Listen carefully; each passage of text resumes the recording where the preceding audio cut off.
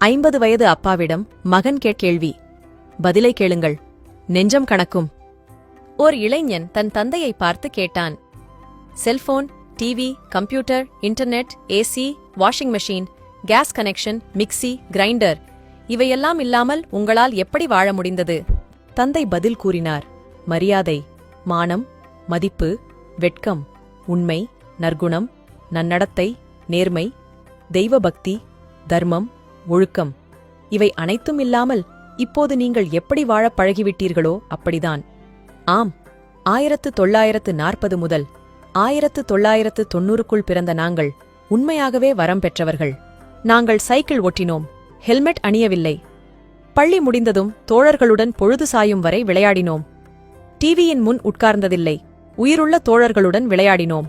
இன்டர்நெட்டில் அல்ல, தாகம் எடுக்கும்போது குழாய் தண்ணீர் குடித்தோம். மினரல் வாட்டர் அல்ல, ஒரே டம்ளர் ஜூஸை மாற்றி மாற்றி 4 நண்பர்களும் குடிப்போம். எந்த தொற்று நோயும் வந்ததில்லை. தினமும் அரிசி சாதம் தின்போம். ஆனாலும் எடை கூடியதில்லை. சர்க்கரை நோய் வந்ததில்லை. எங்கு போனாலும் வெறுங்காலுடன் நடப்போம். எந்த பாதிப்பும் வந்ததில்லை.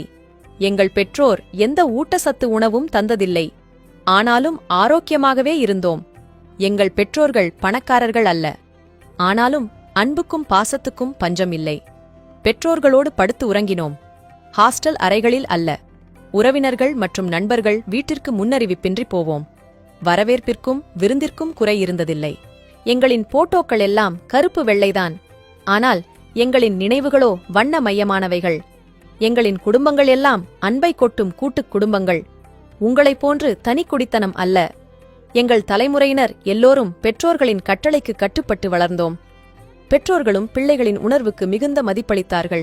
சுருக்கமாக சொன்னால், we are the limited editions. ஆகவே எங்களை பயன்படுத்திக் கொள்ளுங்கள். அன்பாக இருங்கள். கற்றுக்கொள்ளுங்கள். நாங்கள் இம்மண்ணிலிருந்து மறையும் வரை.